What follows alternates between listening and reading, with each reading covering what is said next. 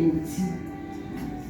From brokenness to beauty. Ngafunda iverse yakhona eJeremiah 18. Ukuthi kanti ngempela umuntu uyakahlephuke esesandleni sombumbi. Siyahlephuka sisesandleni sombumbi. Kodwa sihlephuka kamnandi ngoba sisesandleni sakhe. Sisesandleni sakhe yena uyakwazi ukuphinda asiqoqe asibumbe kabusha. Sesilimele bese phinde yasibhandisha.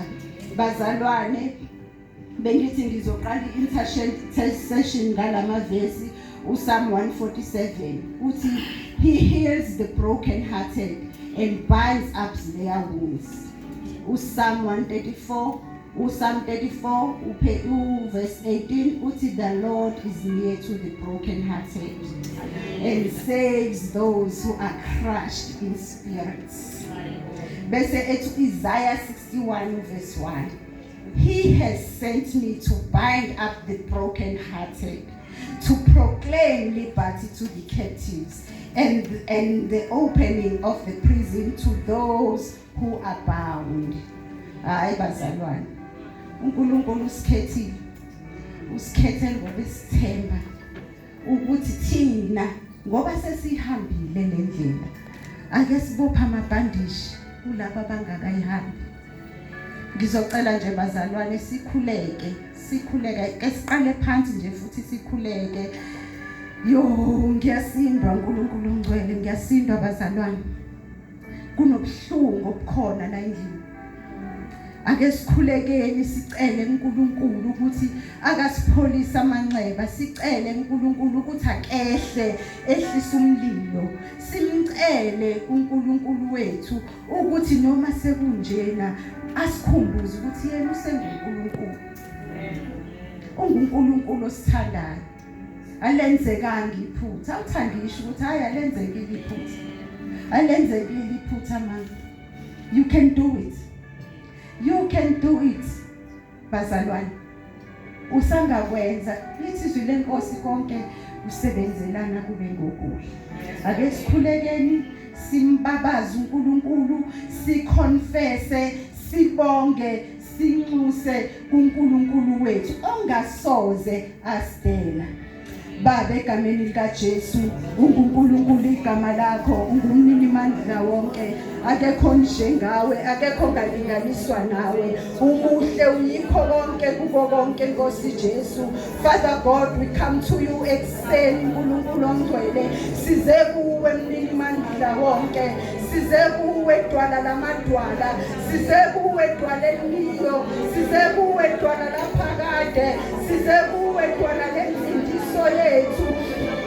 Wena uyisiphephelo sethu, uyinqaba yethu, uNkulunkulu wethu. Siyabonga ukuba noNkulunkulu onjengawe. uNkulunkulu wethu siyadinga moya ongcwele. Father God, siyavuma uNkulunkulu ongcwele ukuthi asenzanga kahle ngoba uthi wena Nkosi siyona ngokukhuluma, ngokwenza nangokucabanga, kodwa uthezwini lakho masisa kuwe sivuma sithi sonile. Wena unamandla okusithethelela, uyasiqanda izono zethu zibe mhlophe njengeqhwa noma zibomvu zihlanze zibe mhlophe njengoboya bezimvu, bese uyiphonsa olwandle lokukhohlwa. uNkulunkulu ongcwele, Baba siyabonga ukuba noNkulunkulu onjengawe. We thank you Lord for your mercies. We thank you Lord for your favor.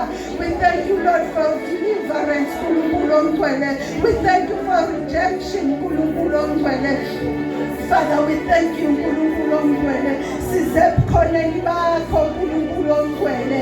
Yehla moya ongcwele, yehla mlilo oqothulayo, yehla Nkosi Jesu. Siyadinga uNkulunkulu wethu. We invite you with the multitude of angels in our midst. Have your glory uNkulunkulu ongcwele, have your way uNkulunkulu ongcwele. Egameni likaJesu waseNazaretha, Baba sibhandishe uNkulunkulu ongcwele, sipholise uNkulunkulu ongcwele, sisebenzise oh God. We surrender to you uNkulunkulu ongcwele. Use us as your instrument. Use us as your vessels uNkulunkulu ongcwele. Use us according to your will and according to your purpose, uNkulunkulu ongcwele.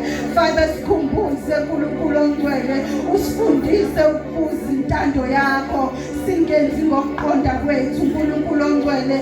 Thatha wonke amalungelo kule nkonzo uNkulunkulu ongcwele, kubuse wena kwenzeke intando yakho uNkulunkulu ongcwele. Shisa ingceku zakho ezizoma kule ndawo ngelahla lakho lomlilo, zikhuluma ukuphila, zikhuluma izwi lakho uNkulunkulu ongcwele. Baba, siyabonga ukuthi akukho okungenzeki kuwe uNkulunkulu wethu.